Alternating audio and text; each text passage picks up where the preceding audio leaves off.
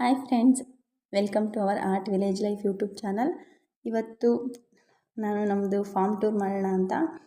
ಏಕೆಂದರೆ ನಮ್ಮ ಮನೆಯಲ್ಲಿ ಯಾವ್ಯಾವ ಥರ ಗಿಡಗಳಿದೆ, ಯಾವ್ಯಾವ ಥರ ವೆರೈಟೀಸ್ ಥರ ಹಣ್ಣು ಫ್ರೂಟ್ಸ್ ಗಿಡಗಳಿದೆ ಮತ್ತು ಯಾವ್ಯಾವ ಥರ ಮರಗಳಿದೆ ಅನ್ನೋದನ್ನು ಸ್ವಲ್ಪ ಇಂಟ್ರಡ್ಯೂಸ್ ಮಾಡೋಣ ಅಂತ. ಯಾಕೆಂದರೆ ನನ್ನ ಹಸ್ಬೆಂಡ್ಗೆ ಗಿಡ ಮರಗಳಂದರೆ ತುಂಬ ಇಷ್ಟ.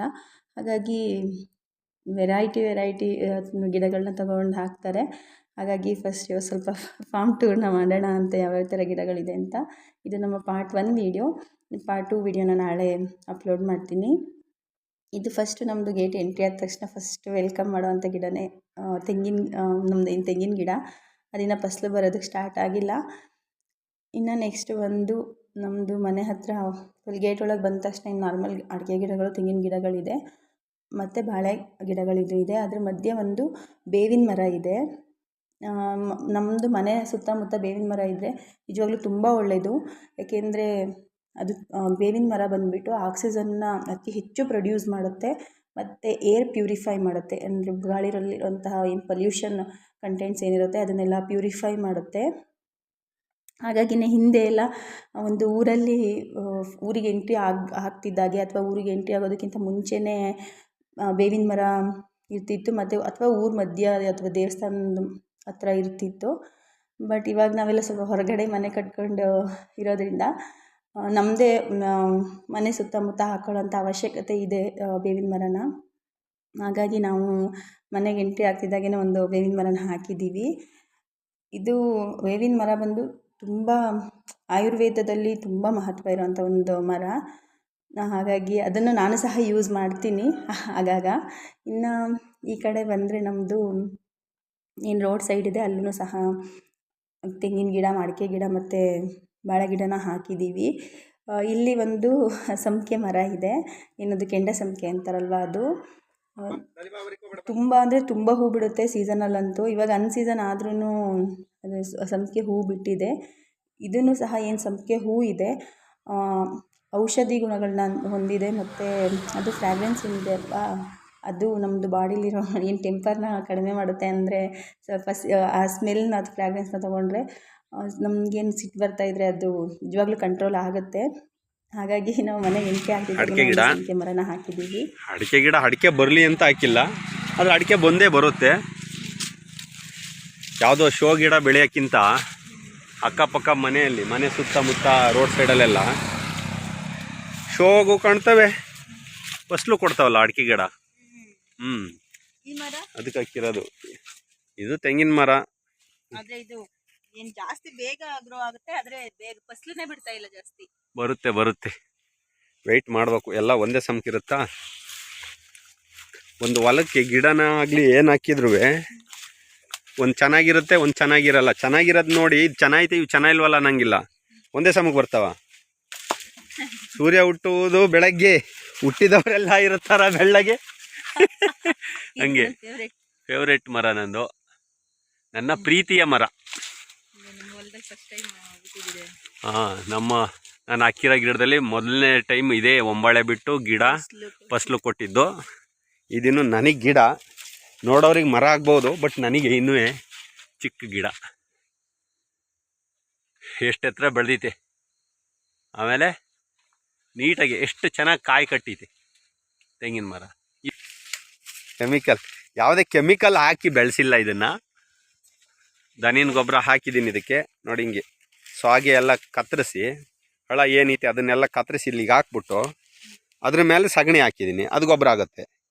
ಮತ್ತು ಹಳ ಬಂದಾಗ ಹಳ ಸುತ್ತಮುತ್ತ ಎಲ್ಲ ಕತ್ತರಿಸಿ ಈ ಗಿಡದ ಬಡ್ಡೆನೇ ಹಾಕೋದು. ಯಾರೋ ಹೇಳಿದರು ತಿಪ್ಪೆಲಿರಬಾರ್ದು, ಪ್ರತಿಯೊಂದು ಗಿಡದ ಬುಡನೂ ತಿಪ್ಪೆ ಆಗಿರಬೇಕು ಅಂತ.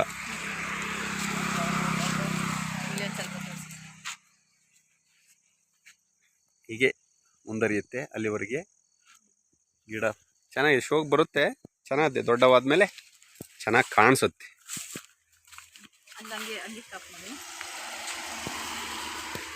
ಹೀಗಿದೆ ನೋಡಿ, ಇಲ್ಲಿ ಕೈಗೆ ಇಟ್ಕಂತ. ಕೆಲವರು ಹೇಳ್ತಾರೆ ಎಂಥದೋ ನಮ್ಮ ಫಾರಮ್ ಗಿಡ 2 ವರ್ಷಕ್ಕೆ ಫಸಲು ಬರುತ್ತೆ, 3 ವರ್ಷಕ್ಕೆ ತೆಂಗಿನಕಾಯಿ. ಏನಿಲ್ಲ, ಅವೆಲ್ಲ ಸುಳ್ಳು. 2 ವರ್ಷಕ್ಕೆ ಯಾವ ಗಿಡ ಬರುತ್ತೆ ಸ್ವಾಮಿ? 2 ವರ್ಷಕ್ಕೆ ತೆಂಗಿನ ಗಿಡ ಈಗ ಹಾಕಿರ್ತೀವಿ, 2 ವರ್ಷಕ್ಕೆ ಕಾಯಿ ಬಂದ್ಬಿಡುತ್ತಾ? ಚಾನ್ಸೇ ಇಲ್ಲ. ಆ ಥರಕ್ಕೆ ಬಂತು ಅಂದರೆ ಅದು ಡೇಂಜರು ಅಂತ. ಅದು ಮತ್ತು ಈ ಕಡೆ ನಮ್ಮದು ಮನೆ ರೋಡಿನಲ್ಲಿ ಬರೀ ತೆಂಗಿನ ಗಿಡ, ಅಡಿಕೆ ಗಿಡ, ಬಾಳೆಹಣ್ಣು ಮಾತ್ರ ಹಾಕಿಲ್ಲ, ಅದ್ರ ಮಧ್ಯೆ ಮತ್ತೆ ಒಂದೊಂದು ಗಿಡಗಳನ್ನ ಹಾಕಿದ್ದೀವಿ, ಎಕ್ಸ್ಟ್ರಾ ಗಿಡಗಳನ್ನ. ಅವು ಯಾವ್ಯಾವ ಅಂತ ಅವರೇ ಹೇಳ್ತಾರೆ ನೋಡಿ. ರೋಡಿಂದ ಶೋಗೂ ಇರುತ್ತೆ, ಯಾವ್ದಾದ್ರು ಒಂದು ಉಪಯೋಗದ ಮರ ಹಾಕ್ಬೇಕು ಅಂತ ಹಾಕಿರೋದು. ಶೋ ಗಿಡನೂ ಹಾಕ್ಬೋದು, ಹಾಕಿಲ್ಲ.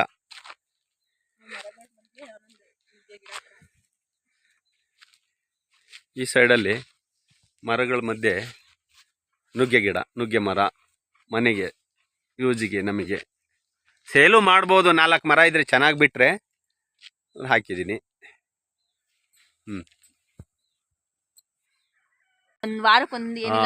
ಇದು ಫಸ್ಲು ಬರೋಕ್ಕೆ ಸ್ಟಾರ್ಟ್ ಆಯ್ತು. ಈಗ ಬಿಸಿಲು ಬಂತಲ್ಲ, ಮಳೆ ಜಾಸ್ತಿಯಾಗಿ ಬಿಸಿಲು ಕಡಿಮೆ ಬಂದರೆ ಇದು ಫಸ್ಲು ಕಡಿಮೆ ಬರೋದು. ಈಗ ಬಿಸಿಲು ಕಾಲದಲ್ಲಿ ಫಸ್ಲು ಬರುತ್ತೆ. ಏನಿಲ್ಲ ಅಂದ್ರೆ ವಾರಕ್ಕೆ 1 kg 2 kg ಸಿಗುತ್ತೆ. ಇದರಲ್ಲಿ ಇನ್ನೂ ದೊಡ್ಡದಾಗಿ ಇನ್ನೂ ಜಾಸ್ತಿ ಸಿಗುತ್ತೆ. 10 kg 15 kg ಎಲ್ಲ ಸಿಗುತ್ತೆ. ಮಳೆಯಲ್ಲಿ ಬಿದ್ದೋಗಿತ್ತು, ಈಗ ಸ್ವಲ್ಪ ಮತ್ತೆ ಗ್ರೋ ಆಗ್ತಾ ಇದೆ.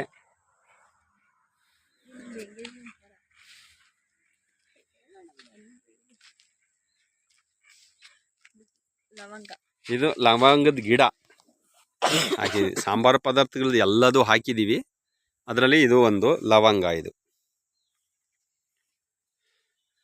ಹೂವು ಆಗಬೇಕು, ನೆಕ್ಸ್ಟ್ ಈ ಇಯರ್ಸಿಗೆ ಆಗುತ್ತೆ. ಚೆನ್ನಾಗಿದೆ ಗಿಡ. ಮತ್ತು ನೆಲ್ಲಿಕಾಯಿ, ಯಾವುದು ಬೆಟ್ಟದ ನಲ್ಲಿ ಅಂತಾರೋ, ಯಾವ ನೆಲ್ಲಿನ ಗೊತ್ತು, ಬೆಟ್ಟದ ನಲ್ಲಿ ಅಲ್ಲ, ಚಿಕ್ಕ ಚಿಕ್ಕ ಗೊಂಚಲು ಬಿಡುತ್ತಲ್ಲ ಆ ನೆಲ್ಲಿ. ಇದು ಈ ನೆಲ್ಲಿ ಗಿಡನ ನಾವು ಬಂದು ಬೆಟ್ಟದ ನಲ್ಲಿ ಅಂತಲೇ ತೊಗೊಂಡು ಬಂದಿದ್ದು. ಇದು ಆಮೇಲೆ ಗೊತ್ತಾಯಿತು ಅದೇನು ಚಿಕ್ಕ ಚಿಕ್ಕದು ಬರುತ್ತಲ್ವ, ಗೊಂಚಲು ಬಿಡುತ್ತಲ್ಲ ಅದು ಅಂತ. ಬಟ್ ಇನ್ನೂ ಅದು ಕಾಯಿ ಬಿಟ್ಟಿಲ್ಲ. ಇನ್ನು ಅಲ್ಲಿ ನೆಕ್ಸ್ಟ್ ಬಂದು ಇದು ಮನೆ ಹತ್ತಿರ ನಾರ್ಮಲ್ ಹೂವಿನ ಗಿಡಗಳನ್ನ ಹಾಕಿದ್ದೀವಿ. ಮತ್ತು ಈ ಕಡೆ ತೆಂಗಿನ ಗಿಡ ಏನಿದೆ, ಇದನ್ನು ಈಗ ರೀಸೆಂಟಾಗೆಲ್ಲ ಫುಲ್ ಕ್ಲೀನ್ ಮಾಡಿ ಆ ಕಡೆ ಈ ಕಡೆ ಒಂದು 2 ಚರಂಡಿನ ತೆಗೆದುಬಿಟ್ಟು ಅದಕ್ಕೆ ಏನಲ್ಲಿ ವೇಸ್ಟ್ ಇತ್ತು ಅದನ್ನು ಹಾಕಿ, ಮತ್ತು ಅದ್ರ ಮೇಲೆ ಸಗಣಿನ ಹಾಕಿ ನೀರು ಬಿಟ್ಟಿದ್ದಾರೆ, ಅಲ್ಲೇ ಗೊಬ್ಬರ ಆಗಲಿ ಅಂತ. ಮತ್ತು ಅಲ್ಲಿ ವಿಳೆದೆಲೆನ ಹಾಕಿದ್ದೀವಿ. ಅದೇನು ಬೀಳಿದೆ ಅಲ್ವ ಚಿಕ್ಕದದು ವಿಳೆದೆಲೆ, ಮನೆ ಹತ್ತಿರ ವಿಳೆದೆಲೆ ಇರಬೇಕು, ಒಳ್ಳೆಯದು ಅಂತ ಹೇಳ್ತಾರೆ. ಹಾಗಾಗಿ ಮನೆ ಯೂಸ್ಗೂ ಆಗುತ್ತೆ. ಅದಕ್ಕೋಸ್ಕರ ಅದನ್ನು ತೆಂಗಿನ ಮರಕ್ಕೆ ಹಬ್ಸೋಣ ಅಂತ ಹೇಳ್ಬಿಟ್ಟು ಅಲ್ಲಿ ವಿಳೆದೆಲೆನ ಹಾಕಿದ್ದೀವಿ. ಇನ್ನು ಇದೆಲ್ಲ ಬಂದುಬಿಟ್ಟು ನಮ್ಮದು ಗಾರ್ಡನು. ನಮ್ಮದು ಗಾರ್ಡನ್ ಹೂವು ಯಾವುದೇ ಹೂವುಗಳಿದೆ ಅಂತ ಗಿಡಗಳು ತೋರಿಸಿಲ್ಲ, ಏಕೆಂದರೆ ಜಸ್ಟ್ ನಮ್ಮದು ಏನೇನು ಮರಗಳಿದೆ ಅದನ್ನು ಮಾತ್ರ ತೋರಿಸಿದ್ದೀನಿ. ನೋಡೋಣ ಮುಂದೆ ಯಾವಾಗಲಾದರೂ ಗಾರ್ಡನ್ ಟೂರ್ ಅಂತ ಮಾಡಿದರೆ ಯಾವ್ಯಾವ ಥರ ಗಿಡಗಳಿದೆ, ಎಲ್ಲಿಂದ ತಂದ್ವಿ, ಅದು ಯಾವ್ಯಾವ ಥರ ನಾವು ಗಿಡಗಳನ್ನ ಹಾಕ್ತೀವಿ ಅಂತ ಹೇಳ್ತೀನಿ. ಇನ್ನು ಇದು ಒಂದು ಬಂದು ನುಗ್ಗೆ ಮರ. ಅದು ಫಸ್ಟ್ ತೋರಿಸಿದ್ವಲ್ಲ, ಅದು ಸ್ವಲ್ಪ ಉದ್ದ ಕಾಯಿ ಬಿಡುತ್ತೆ, ಅದು ಸ್ವಲ್ಪ ಗುಡ್ಡ ಕಾಯಿ ಬಿಡುತ್ತೆ. ಜಸ್ಟ್ ಒಂದು ನಾಟಿ ಬರುತ್ತಲ್ಲ ಅದು. ಇದು ಬಂದುಬಿಟ್ಟು ಸ್ವಲ್ಪ ಫಾರಮ್ ಉದ್ದ ಕಾಯಿ ಬಿಡುತ್ತೆ. ಹಾಗಾಗಿ 2 ಥರದ್ದನ್ನು ಹಾಕಿದ್ದೀವಿ. ಒಟ್ಟು ಟೋಟಲ್ 3 ನುಗ್ಗೆ ಗಿಡ ಇದೆ. ಇದು 2 ರೋಡ್ ಸೈಡೇ ಹಾಕಿರೋದು.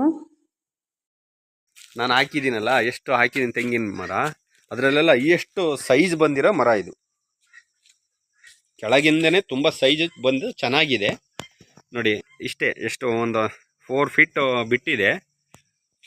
ಈ ಥರ ಎಳ್ನೀರು ಕಾಯಿ ಎಲ್ಲ ಕಟ್ತಾ ಇದೆ. ಚೆನ್ನಾಗಿದೆ ಮರ. ಇದು ಸ್ಪೆಷಲ್ ಕೇರ್ ಏನು ಮಾಡಿಲ್ಲ, ನಾರ್ಮಲ್ಲಾಗೆ ಕೇರ್ ಮಾಡಿದ್ವಿ, ನೀರು ಹಾಕಿದ್ವಿ. ಅದು ಏನಪ್ಪ ಅಂದರೆ ಚಿಕ್ಕ ಗಿಡದಿಂದ ಸಗಣಿ ಗೊಬ್ಬರನೇ ಹಾಕಿರೋದು ಜಾಸ್ತಿಯ.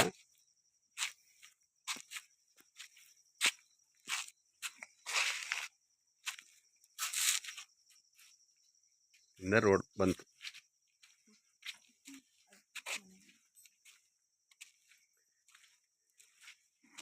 ಮತ್ತು ಇಲ್ಲಿ ಶೋ ಗಿಡ ಹಾಕಿದ್ದೀನಿ. ಸ್ವಲ್ಪ ಅಡಿಕೆ ಗಿಡ ಇದ್ದಾವೆ ಅದ್ರ ಮಧ್ಯ. ಶೋಗೆ ಅಡಿಕೆ ಗಿಡನೇ, ರಬ್ಬರ್ ಪ್ಲ್ಯಾಂಟ್ ಅಂತ. ಮತ್ತು ಇಲ್ಲೊಂದು ಲೈನ್ ಅಡಿಕೆ ಗಿಡ ಹಾಕಬೇಕು, ಹಾಕೋಣ.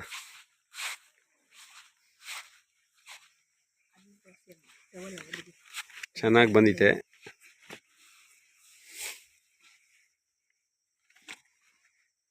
ಇದೇನು ಶೋ ಗಿಡ ಇದೆ ಅಲ್ವಾ, ಇದು ರಬ್ಬರ್ ಪ್ಲ್ಯಾಂಟ್ ಅಂತ ಕರೀತಾರೆ. ಇದನ್ನು ನಾವು ಸುಮ್ಮನೆ ಜಸ್ಟ್ ಶೋಗೆ ಹಾಕಿದ್ದೀವಿ, ಏಕೆಂದರೆ ನೆರಳು ಬೇಕು ಅಲ್ಲಿ ಅಂತ. ಇದು ತುಂಬ ದೊಡ್ಡದಾಗಲ್ಲ, ಹಿಂಗೆ ಸ್ಟ್ರೈಟ್ ಹೋಗ್ತಾ ಇರುತ್ತೆ. ನಾನು ಆ ಕಡೆ ಈ ಕಡೆ ಕೆಲವೊಂದು ಬರುತ್ತೆ, ಅದನ್ನು ಕಟ್ ಮಾಡಿದ್ರೆ ಹಿಂಗೇ ಸ್ಟ್ರೈಟ್ ಹೋಗುತ್ತೆ.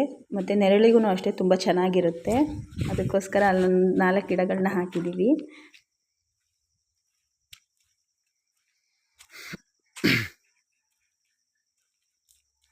ಎಲ್ಲಿ ಸ್ಪೇಸ್ ಖಾಲಿ ಇದೆ ಅಲ್ಲೆಲ್ಲ ಅಡಿಕೆ ಗಿಡ ಅದು ಶೋಗೂ ಕಾಣಬೇಕು, ಫಸಲು ಸಿಗ್ಬೇಕು, ಅದರಿಂದ ಉಪಯೋಗನೂ ಆಗ್ಬೇಕಲ್ಲ ಅಂತ. ಶೋ ಗಿಡನೂ ಹಾಕೋದು, ಇದೇ ಶೋ ಮಾಡ್ಕೊಳ್ಳೋದು ನಾವು. ನಮಗೆ ಯಾವ ಶೋ ಕಾಣುತ್ತೆ ಅದು ಅವ್ರವ್ರ ಮನಸ್ಸಿನ ಮೇಲೆ. ಇದು ಹಲಸಿನ ಮರ, ಗಮ್ಲೆಸ್ ಹಲಸು ಅಂತ ಚಿಕ್ಕಮಂಗ್ಳೂರಿಂದ ನರ್ಸರಿಯಿಂದ ತಂದು ಹಾಕಿರೋದು. ಇನ್ನೆಲ್ಲ ಈ ವರ್ಷ ಈಚಾಗಿದೆ, ಕಾಯಿ ಬರ್ಬೋದು ಈಗ.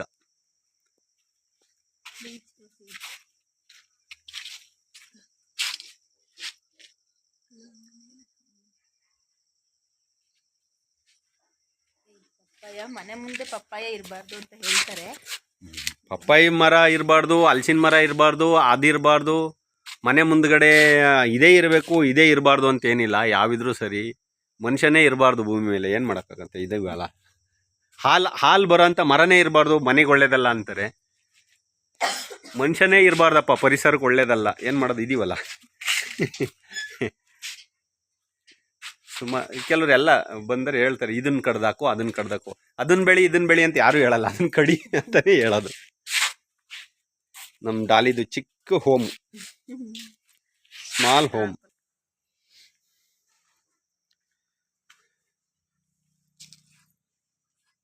ಇದು ನಮ್ಮ ಹಳೆಯ ಮರದಲ್ಲಿ ಬಿದ್ದಿರೋ ಕಾಯಿನೇ ತಗೊಂಡು ಬಂದು ಬುಟ್ಟಿ ಮಾಡಿರೋದು. ನಮಗೆ ಬೇಕಾದಷ್ಟು ಎಲ್ಲೆಲ್ಲಿ ತೆಂಗಿನ ಗಿಡ ನೆಡ್ಬೇಕು ಅದನ್ನು ನಾವೇ ಬುಟ್ಟಿ ಮಾಡ್ಕೊಂಡು ನೆಡ್ತಿದ್ದೀನಿ. ಇವಾಗ ಮೊದಲೆಲ್ಲ ತಂದು ನಟ್ಟಿದ್ದು, ಇವಾಗೆಲ್ಲ ಬುಟ್ಟಿ ಮಾಡಿ ನಿಲ್ಸ್ಕೊಂಡಿದ್ದೀನಿ. ಅವು ಶೋಗೆ ಇಟ್ಕೊಂಡಿದ್ದೀನಿ. ಹಿಂಗೆ ಶೋಗೂ ಕಾಣಬೇಕು. ಒಂದೊಂದು ಯಾವ್ದು ದೊಡ್ಡದಿರುತ್ತೆ ಅದನ್ನು ತಗೊಂಡೋಗಿ ಎಲ್ಲಿಗೆ ನೆಡ್ಬೇಕು ಅಲ್ಲಿಗೆ ನೆಟ್ಕೊಳ್ಳೋದು.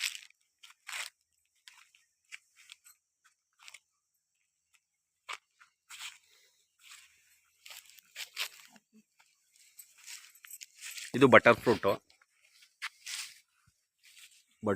ಮರ.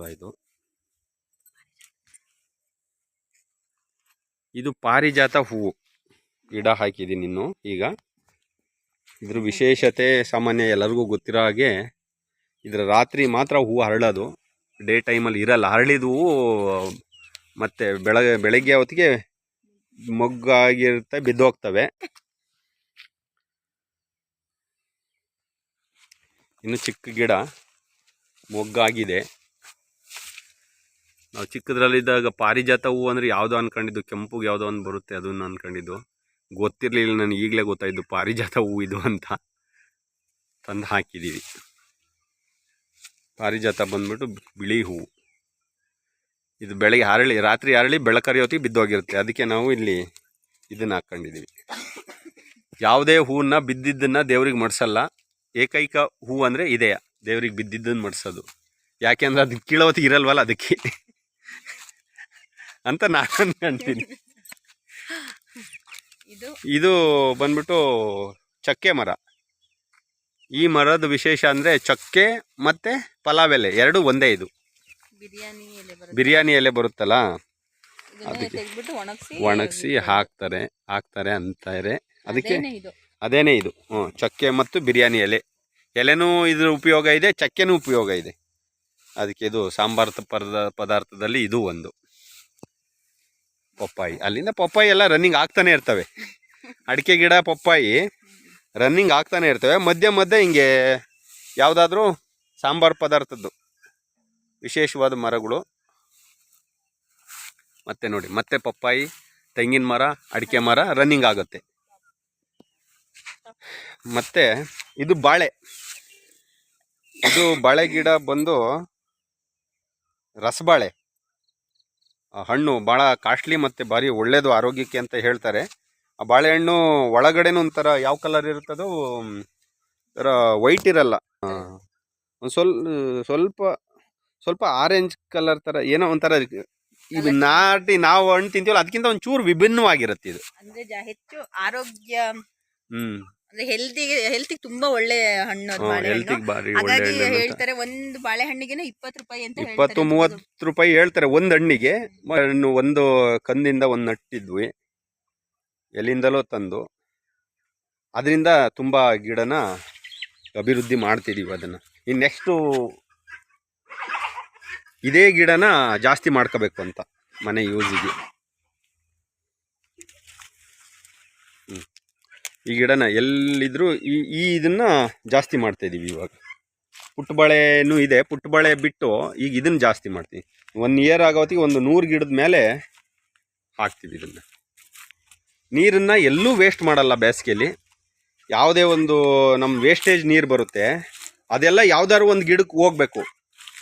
ಪೋಲಾಗಿ ಹೋಗ್ತಿದ್ರು ಹೊರಗಡೆ ಅಲ್ಲಿಗೊಂದು ಯಾವ್ದಾದ್ರು ಒಂದು ಗಿಡ ಹಾಕಬೇಕು. ಹಾಗೆ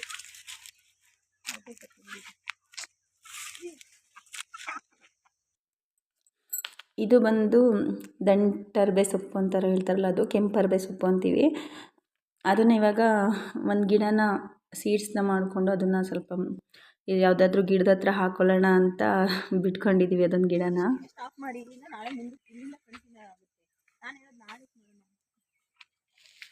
ಇಷ್ಟು ಮನೆಯ ಒಂದು 10, 30, 50 ಮೀಟ್ರ್ ದೂರದಲ್ಲಿ ಏನೇನು ಗಿಡ ಇದೆ ನಮ್ಮ ಮನೆ ಹತ್ರ ಆ ಗಿಡ ಇನ್ನೂ ಇದೆ. ಸರಿ ಬಾ. ಇದು ಮನೆಯ ನಮ್ಮ ಹಿಂಭಾಗದಲ್ಲೂ ನೋಡಿ ಅಡಿಕೆ ಗಿಡ ಇದೆ. ಇಲ್ಲಿ ಸೇಮ್ ಮತ್ತೆ ಕಂಟಿನ್ಯೂ ಆಗುತ್ತೆ ಬಾಳೆ ಗಿಡ, ಅಡಿಕೆ ಗಿಡ, ಶೋಗುವೆ. ಆಮೇಲೆ ಇದು ನಮ್ಮ ಜೀವಾಮೃತದ್ದು ಪ್ಲ್ಯಾಂಟು ಚಿಕ್ಕದು, ನಮ್ಮ ಮನೆ ಸುತ್ತಮುತ್ತ ಏನಿದೆ ಅದಕ್ಕೆಲ್ಲ. ಮತ್ತು ಇದು ಎರೆಜಲದ ಪ್ಲ್ಯಾಂಟು, ಒಂದು ಶೋ ಗಿಡ ಇದೆ. ಮತ್ತು ಸೇಮ್ ಅಡಿಕೆ ಗಿಡ ವಿತ್ ಬಾಳೆ ಗಿಡ, ಸ್ಟ್ರಾಬೆರಿ ಗಿಡ. ಇದು ಹೂವಾಗಿದೆ, ಕಾಯಿ ಆಗುತ್ತೆ. ಸಾಮಾನ್ಯ ಹೂ ಇದೆಲ್ಲ ಉದುರೋಗ್ಬೋದು, ಇಲ್ಲ ಕಾಯಿ ಆದರೂ ಆಗ್ಬೋದು, ತೊಂದರೆ ಇಲ್ಲ. ನೋಡೋಣ, ಒಂದೇ ಇದೆ. ಇದನ್ನ ಅಂತ ನೋಡ್ಬಿಟ್ಟು ಇಲ್ಲಿ ನೋಡಿ ಕಾಯಿ ಆಗಿದೆ. ಮತ್ತು ಏನು ಅಡಿಕೆ ಗಿಡದ ಈ ಭಾಗ ಇದೆ, ಚೆನ್ನಾಗಿ ಬಂದರೆ ಯಾವ್ದಾದ್ರು ಈ ಥರ ಸ್ಟ್ರಾಬೆರಿ ಯಾವ್ದಾದ್ರು ಹಣ್ಣಿನ ಗಿಡ ಹಾಕೋಣ ಅಂತ.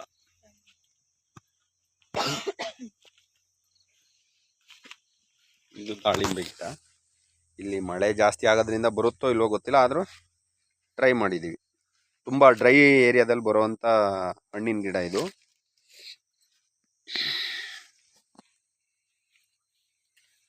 ಮನೆ ಹಿಂಭಾಗ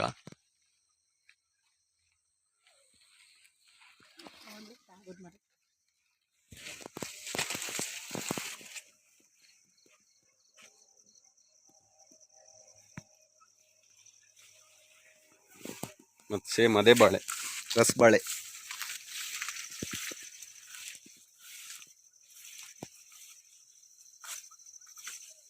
ಇದೊಂದು 4 ವರ್ಷದ ಮರ ಇದೆ, ತ್ಯಾಗದ ಮರ. 4 ವರ್ಷ ಆಗಿಲ್ಲ, 3 ವರ್ಷ ಅನಿಸುತ್ತೆ. 3 ವರ್ಷದ ತ್ಯಾಗದ ಮರ ಒಂದೇ ಅಲ್ಲ, ಒಂದು 50 ಮರ ಇದೆ. ಗಿಡ ಹಾಕಿದ್ದೆ, ತ್ಯಾಗ ಬೆಳೆದ್ರೆ ನಾವೇ ಅನುಭವಿಸೋಕ್ಕಾಗಲ್ಲ, ಬರಲ್ಲ. ಸಾಗವಾನಿ 30 ವರ್ಷ 40 ವರ್ಷ ಅಂತಾರೆ. ಯಾರು ಅನುಭವಿಸಿದ್ರೇನು, ಮರ ಬೆಳಿಬೇಕು ಅಂತ ಬೆಳೆಸಿದ್ದೀವಿ. ಈ ಸೈಜಿಗೆ ಇದಾವೆ ಇವಾಗ ಮನೆ ಹಿಂಭಾಗ. ಮಧ್ಯೆ ಹಣ್ಣಿನ ಗಿಡಗಳನ್ನ ಹಾಕಬೇಕು ಅಂತ ಈ ಪ್ಲಾನಿಂಗ್ ಅಂದರೆ ಹಣ್ಣಿನ ಗಿಡ ಹಾಕಬೇಕು, ಬಟ್ ವಿಶೇಷವಾದ ಯಾವ್ದಾದ್ರು ಹಣ್ಣಿನ ಗಿಡ ಹಾಕಬೇಕು ಅಂತ ಈ ಜಾಗ ಪ್ಲೇಸ್ ಬಿಟ್ಕೊಂಡಿದ್ದೀವಿ. ಇದು ತ್ಯಾಗದ ಮರಗಳು 2 ಬಂದಿದ್ದಾವೆ, ಒಂದು ತೆಗಿಬೇಕು. ಇರಲಿ, ಬರ್ತವೆ. ಒಂದು ಕಡೀರಿ ಕತ್ತರಿಸಾಕಿ 2 ಸಮ ಇದ್ದರೆ ಡೆವಲಪ್ ಆಗಲ್ಲ ಅನಿಸುತ್ತೆ. ಹಾಕಿದ್ಮೇಲೆ ನಮಗೆ ಕತ್ತರಿಸೋಕೆ ಕೈ ಬರದೇ ಇರೋದಕ್ಕೆ ಹಂಗೆ ಬಿಟ್ಟಿದ್ದೀವಿ. ಹೀಗೆ ಇದ್ದಾವೆ ತುಂಬ. ಮುಂದಿಂದ